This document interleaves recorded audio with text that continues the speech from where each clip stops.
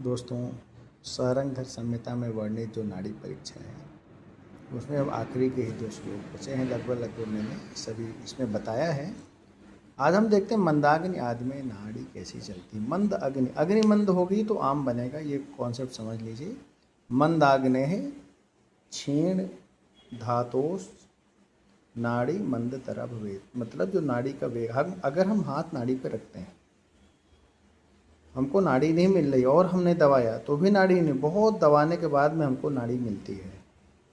पतली सी नाड़ी जिसमें बल बहुत कम होता है, ये उसी का वर्णन है। मंदाग्ने क्षीण धातोश्च नाड़ी मंद तर, तर और तम, गुड बेटर बेस्ट। तो जो सबसे मंद हो, मैंने उससे मंद अब नहीं हो सकता, उसके बाद अब चला ही जाएगा पेशेंट। उससे मंद क्या होगी, मैंने आपको लगे कि हाँ फिर भी बहुत दबाने के बाद धीरे धीरे नाड़ी किसी की मंद, उसको मंदतरा बोलते हैं, मतलब उससे मंद अब कुछ नहीं है। तो मंदाग्नि में, मंदाग्नि मन मंद अग्नि में, और क्षीण धातु जिसकी धातुएं क्षीण हो गई हों उसकी नाड़ी। अब नाड़ी देख के सामान्य रूप से आप समझ सकते हैं भाई आपको बहुत वीकनेस है। तो उनको लगता है कि हाँ यार इनको तो मालूम पड़े कि मैं बहुत कमज़ोर हूँ, देखें तो बड़े हष्ट-पुष्ट दिख रहे हैं। अश्रिक पूर्णा भवेत कोष्णा गुर्वी सामागरीसी, 2 वर्ड और है। अश्रिक, अश्रिक मतलब होता है रक्त, माने ब्लड। अश्रिक पूर्णा भवेत कोष्णा, कोष्ण मतलब हल्का सा उष्ण होगी। और अगर नाड़ी अश्रिक पूर्ण है, मतलब रक्त ज़्यादा है, रक्त धातु की विकृत है, रक्त प्रदोषज विकार आप देखेंगे चरक सूत्र स्थान 28 में वर्णित हैं।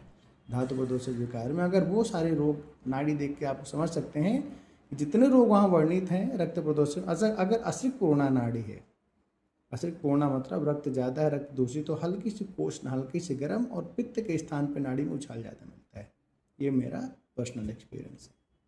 गुरुवी सामा गरीयसी, गुरुवी मतलब गुरु होगी आम के साथ में, और गरीयसी माने सबसे ज़्यादा गुरु। नाड़ी अगर बहुत ज़्यादा गुरु चल रही तो मतलब गुरु क्या है, उछाल कम मिल जाए। जो भी हम देख रहे हैं ना, दीप्ताग्नि में तेज चल रही, वेग होती, वेग कम हो जाए, वेग होगा तो उछाल होगा तो वेग कम हो जाएगा, तो दब के चलेगी। गुरु होगी मतलब थोड़ा नाड़ी मोटी मिलेगी, उसको सामा मतलब सा आमा, आम के साथ। तो मंदाग्नि होगी तो आम बनेगा ही। आम क्या है, अपक को अन्न रस, अपक को धातु को भी हम मतलब केवल अन्न रस का नहीं, धातु लेवल पे भी हम देखते हैं आम क्या है, धातु अपक को भी आम है। तो अगर किसी स्थान पर, अब ये हम जब नाड़ी को हम जब फिजिकली टच करके देखते तो उसमें समझ में आता है। हम धातु का नाड़ी बताएंगे, उसमें आप लोग इसको देखेंगे तो आपको समझ में आएगा किस लेवल पे आमावस्था है।